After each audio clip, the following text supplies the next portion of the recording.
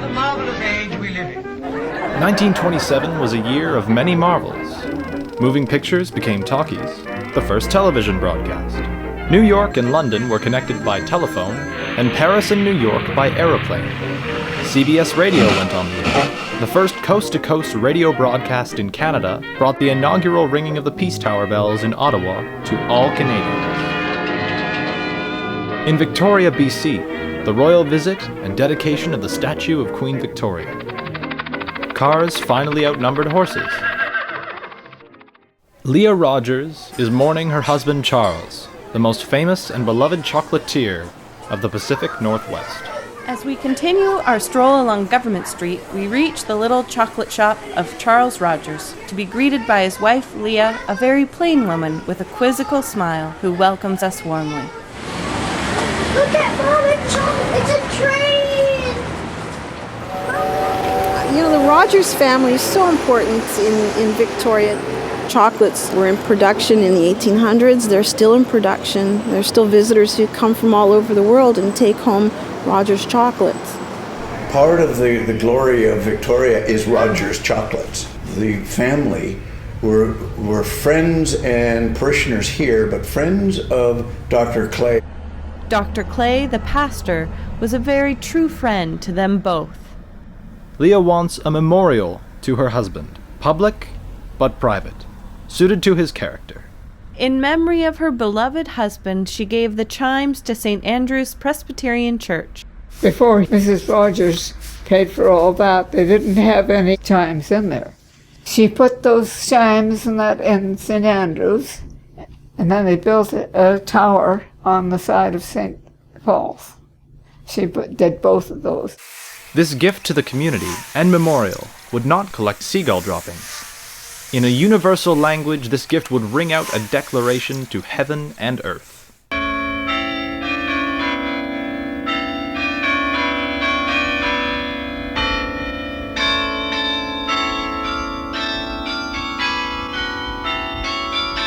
The bells came by express train from the Deegan factory in Chicago and were in place for Christmas Eve, 1927. Jesse Longfield, widowed earlier that year and spending his first Christmas alone, played songs of celebration and joy on the 8,000-pound instrument. About 1920, I started taking music lessons.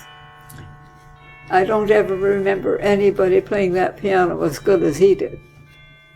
He was just perfect. He is the one I look up to the most. The bells and clockworks were in the most modern style. The tubular bronze bells tuned to the world standard, championed by Deegan, ringing at programmed times of the day or week, and completely electromechanical.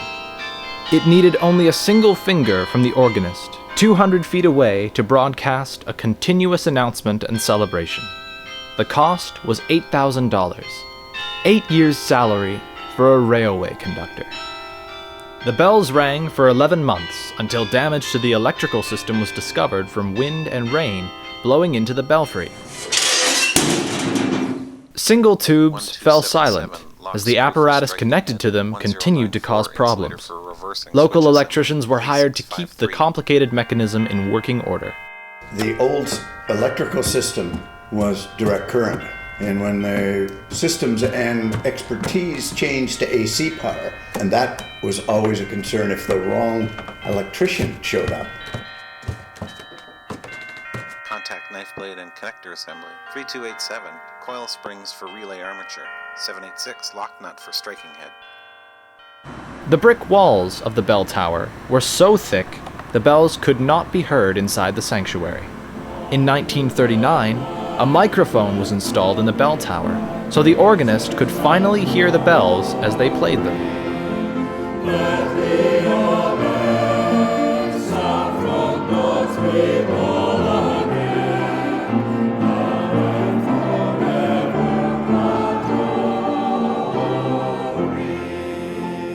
Timing problems with the clock caused the bells to ring at inappropriate times.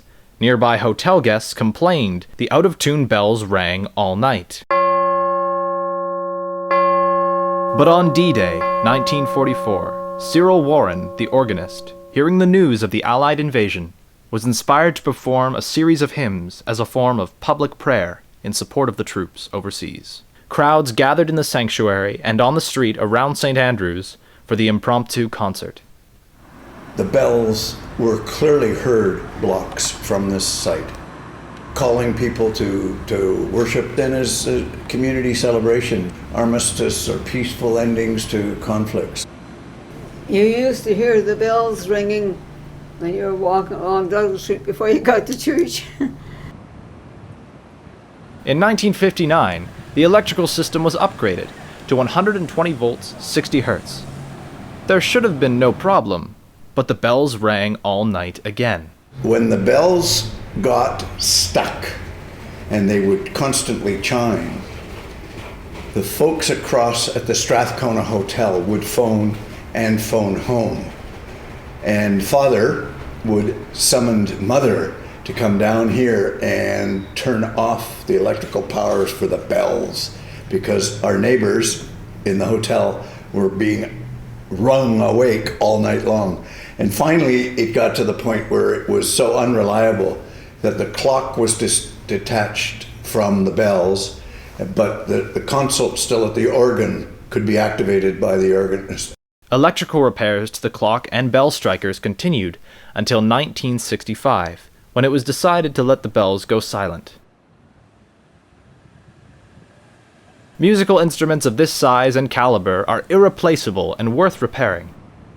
Only 7 Deegan chimes exist in Canada, and only one is fully functional. It's located about 50 nautical miles away in Vancouver.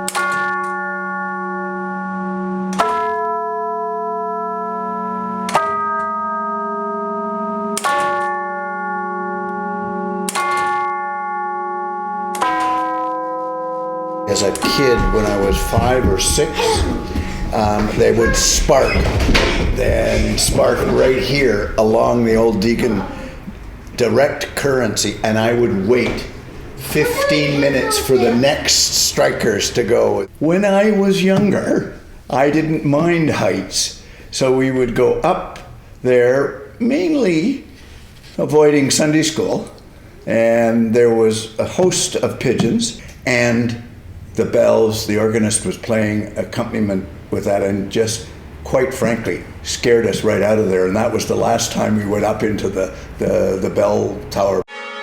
The bell is one of the older, and certainly is the loudest of musical instruments. Their pure tones resonate strongly with us. Their universal effect cuts through the urban sound mush, a joyful noise, calling and reassuring us.